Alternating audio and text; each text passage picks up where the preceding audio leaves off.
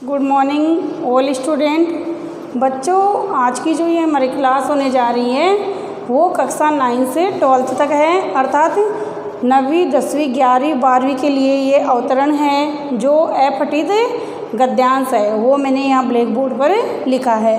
तो इससे पहले बच्चों हमारी भाग फर्स्ट और भाग सेकंड 2 क्लासें हो चुकी थी, तो यह हमारा भाग थर्ड है, अर्थात तीसरा भाग है, थर्ड भाग है। और आज की ये जो हमारी कक्षा है उसमें हम जो है अपठित गद्यांश को एक बार फिर से जानने और समझने का प्रयास करेंगे। और बच्चों, मैं आपको यहाँ पर बता देती हूँ कि पार्ट 1 में मैंने अपठित गद्यांश में मुंशी प्रेमचंद जी का गद्यांश ब्लैक बोर्ड पर लिखा था और उसके क्वेश्चन आंसर आपको समझाए थे, और उसमें कौन कौन सी बातें ध्यान में रखनी थी वो आपको बताई।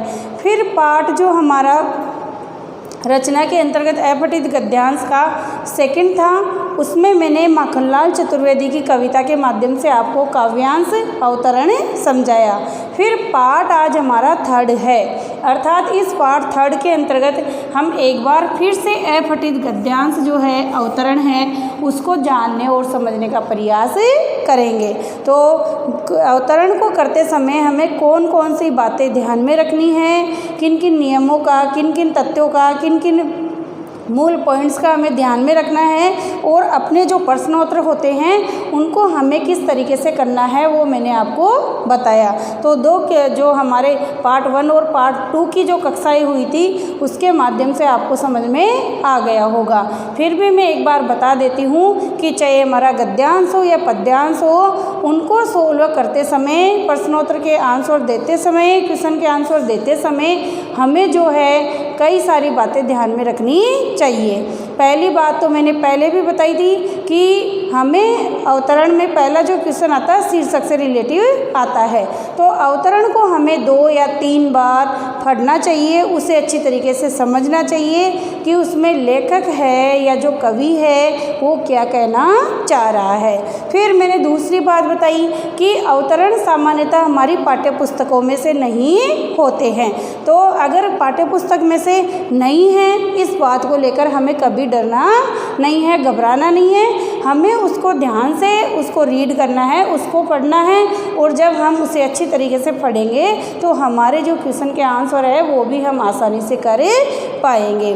फिर मैंने बताया कि पहला क्वेश्चन हमेशा हमारा शीर्षक का, टाइटल का ही आता है। तो शीर्षक जो है वो लिखते समय हमें ध्यान रखना चाहिए कि शीर्षक जो है बहुत ही छोटा और महत्वपूर्ण होना चाहिए, उसके मूल भावार्थ या विचार पर केंद्रित होना चाहिए। और देखो, मैं आपको बता देती हूँ कि ज़्यादातर जो हमारे चाहे अवतरण गद्यांश हो या पद्यांश हो, शीर्षक हमारी पहली या सेकंड लाइन में या लास्ट की 2 लाइनों में हमें देखने को मिल जाता है या हमें समझ में आ जाता है। फिर मैंने बताया कि इसकी जो विषय वस्तु होती है, सारा जो मैटर होता है वो हमें अच्छी तरीके से समझ लेना चाहिए।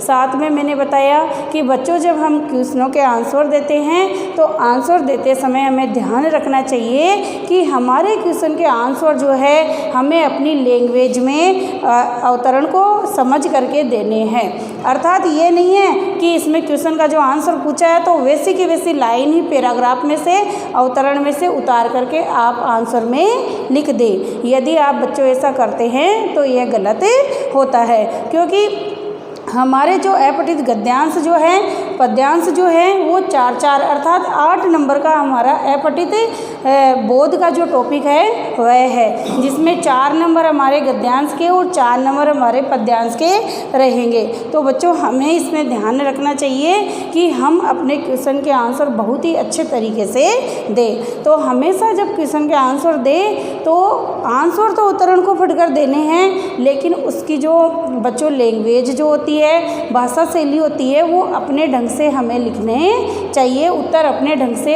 हमें देने चाहिए। फिर देखो, एक बात मैंने और समझाई थी कि कभी अवतरण के उत्तर देते समय हमें अपने उदाहरण नहीं देने चाहिए या अपने विचार नहीं लिखने चाहिए कि मैं ये सोचता हूँ या मेरा ये कहना है, मैं ये कहना चाह रहा हूँ या मेरा यह मत है। कभी भी हमें ऐसा लिखना नहीं चाहिए। और अगर बच्चों हमेशा लिखते हैं तो वास्तव में हमेशा गलत करते हैं, और न ही कभी हमें उसमें उदाहरणों का प्रयोग करना चाहिए, क्योंकि ज़्यादातर हम यही सोचते हैं कि देखो ये क्वेश्चन का आंसर पूछा है तो इससे मिलता जुलता, इससे रिलेटिव एक एग्जाम्पल, एक उदाहरण मुझे याद आ रहा है वो लिख देता हूँ ताकि मुझे अच्छे नंबर मिल जाए। तो कभी भी हमें ऐसा प्रयास नहीं करना चाहिए। हमें अपने अवतरण को अच्छे से पढ़कर हमारे प्रश्नोत्तर जो है वो करने चाहिए। और आपका जो पूरा पाठ्यक्रम है 9 से लेके 11th 10th 11th और 12th अर्थात कक्षा 12 तक, तो 9th और 10th में तो हिंदी का एक पेपर ही होगा, लेकिन 11th और 12th में जो सामान्य जनरल हिंदी के बच्चे हैं उनके लिए यह मेरा जो अपठित गद्यांश और पद्यांश है, क्योंकि उनके पाठ्य पुस्तक तो है ही, साथ ही व्याकरण में रचना को भी रखा गया है। तो सभी बच्चे आज की जो ये वीडियो क्लास है ध्यान से इसे समझेंगे और जानने का प्रयास करेंगे।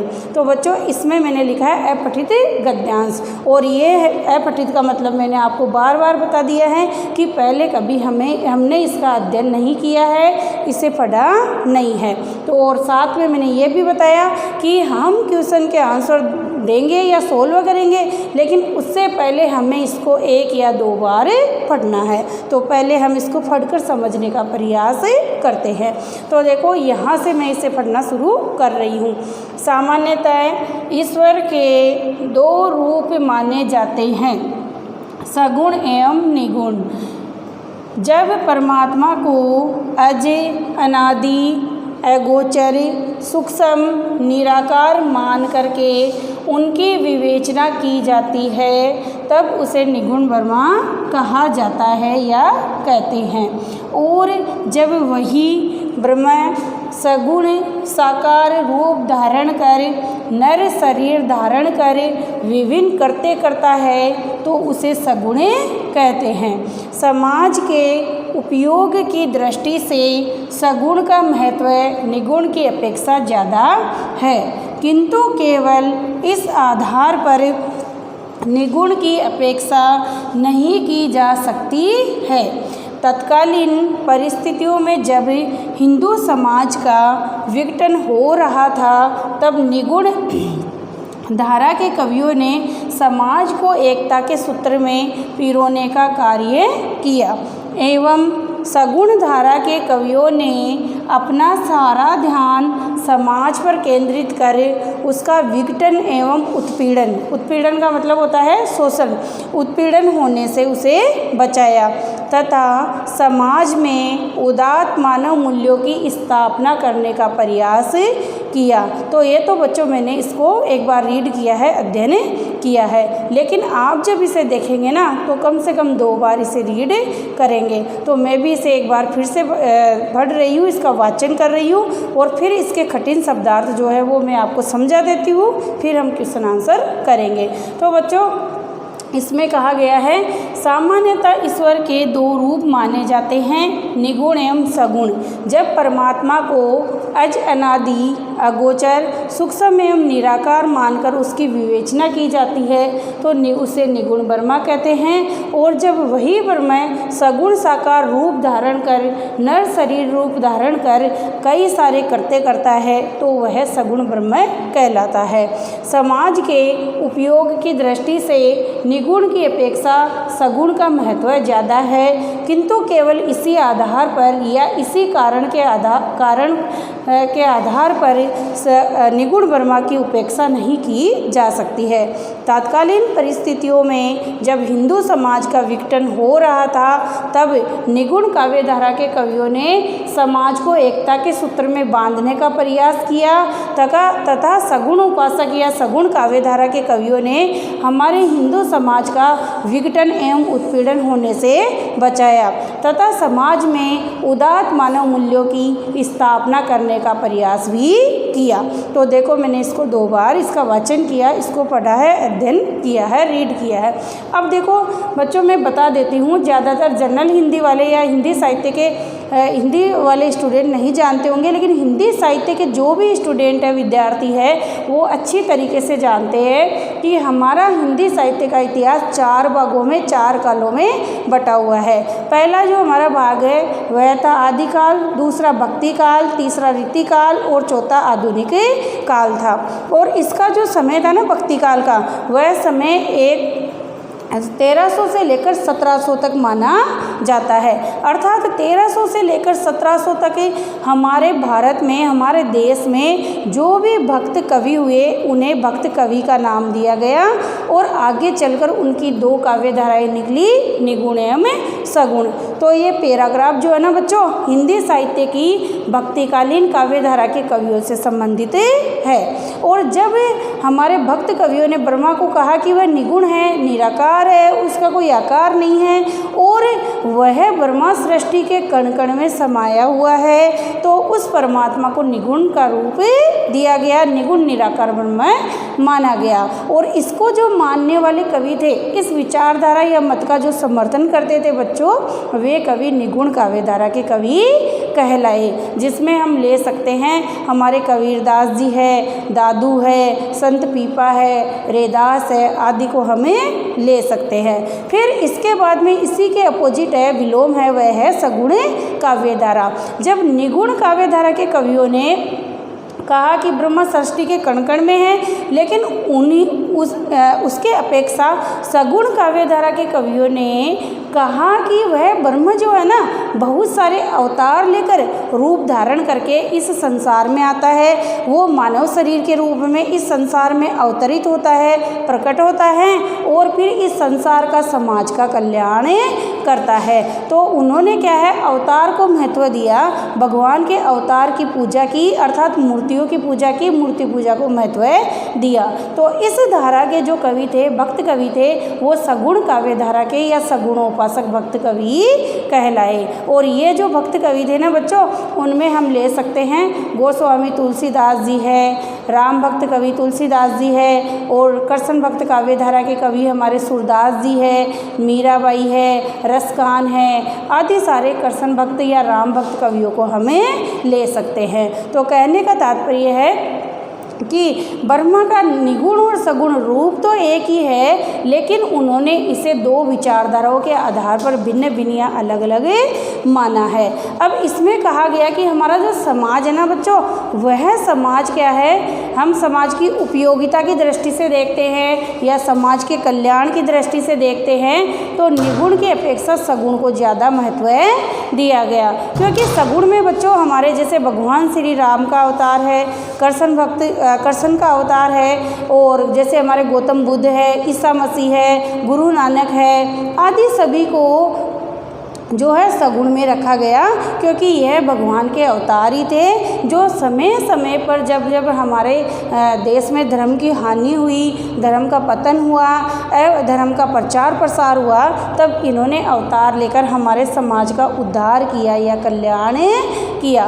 तो वही सारी बातें जो देखो बच्चों, यहाँ पर ये जो पैराग्राफ है, गद्यांश है, उसमें लिखा हुआ है। तो उसमें कहा गया है कि सामान्यतः हमारा जो परब्रह्म है, हमारे जो परमात्मा है, उसके 2 रूप माने गए हैं। कितने रूप माने गए हैं बच्चों? 2 रूप माने गए हैं, निगुण और सगुण। तो जब आप इस अवतरण को रीड करेंगे तो महत्वपूर्ण बातों को अंडरलाइन करेंगे। तो इसमें कहा गया है कि सामान्यतः हमारे परमात्मा के 2 रूप माने गए हैं, निगुण एवं सगुण। और जब वह परमात्मा को अज का अर्थ होता है अजन्मा, जिसका न तो जन्म हुआ है जो और न ही जिसकी मृत्यु होती है, अनादि, अगोचर एवं सूक्ष्म, निराकार, जिसका कोई आकार नहीं है, आदि माना जाता है, तो उसे निगुण ब्रह्मा कहा जाता है। तो देखो बच्चों, ब्रह्मा को जो निगुण उपासक कवि है या निगुण काव्य धारा के कवि हैं, वह कहते हैं कि हमारा जो परब्रह्म है, जो परमात्मा है, वह अज है, अनादि है, अगोचर है, सूक्ष्म एवं निराकार है।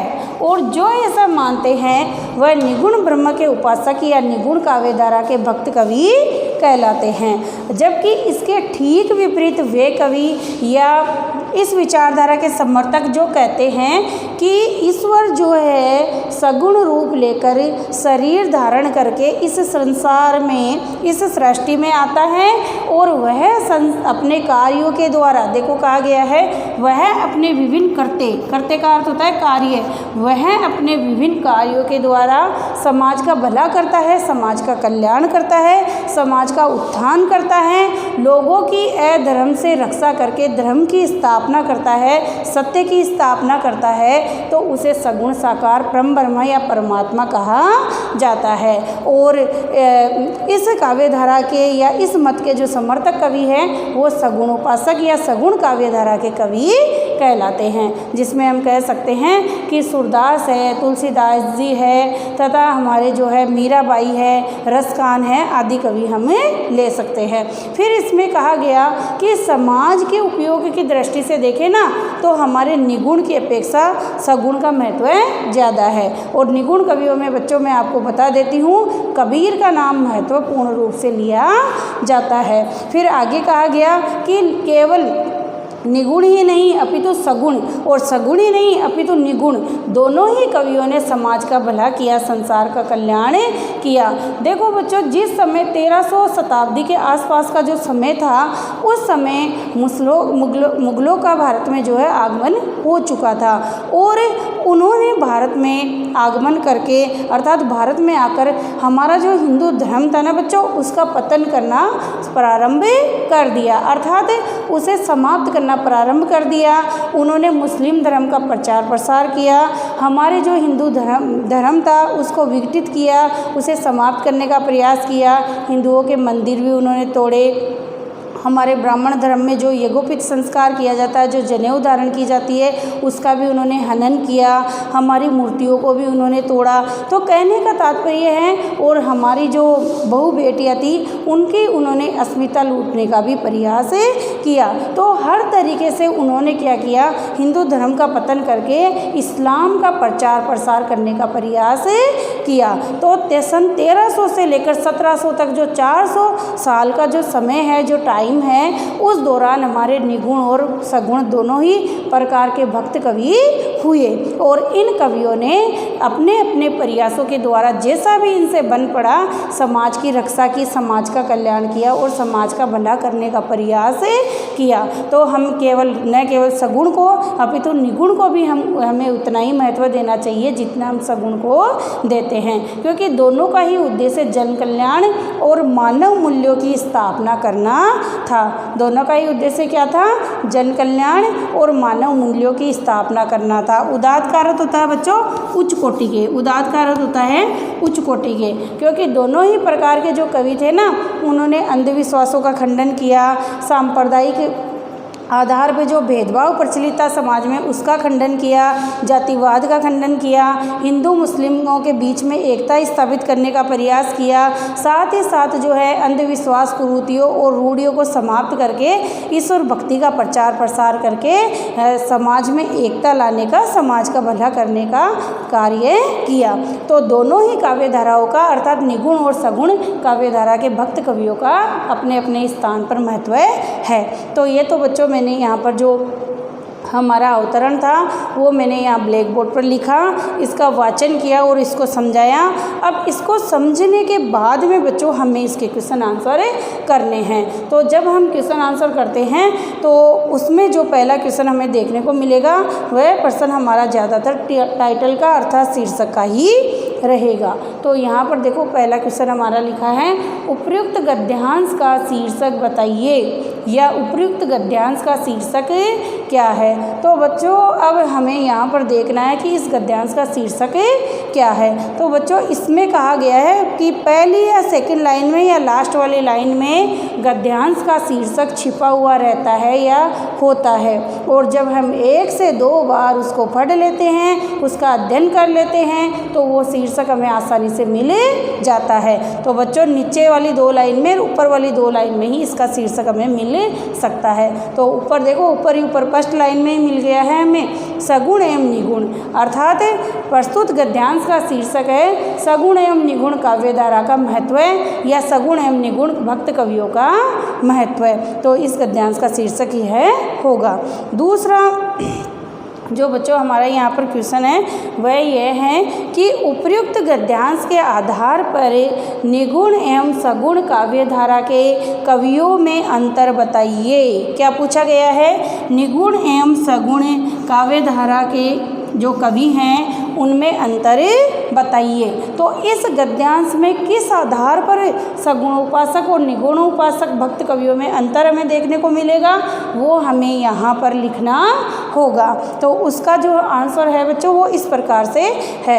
पहली के 4 लाइनें जो है ना उनमें ही हमें इसका आंसर मिल जाएगा। और इसका आंसर देखो बच्चों यह है कि वह कवि जो ब्रह्म को, परमात्मा को अज, अनादि, सूक्ष्म में तथा अगोचर और निराकार मानते हैं वो निगुण काव्यधारा के भक्त कवि कहलाते हैं। जबकि इसके विपरीत वह भक्त कवि जो परम ब्रह्म को, परमात्मा को सगुण मानते हैं और ये कहते हैं कि वो शरीर धारण करके विभिन्न कार्य करता है, समाज का उत्थान या भला करता है, तो वह कवि सगुण काव्यधारा के भक्त कवि कहलाते हैं। तो यह छोटा सा साधारण सा अंतर हमें सेकंड और थर्ड लाइन को देख करके लिखना होगा, लेकिन इसमें भाषा शैली बच्चों हमारी होगी।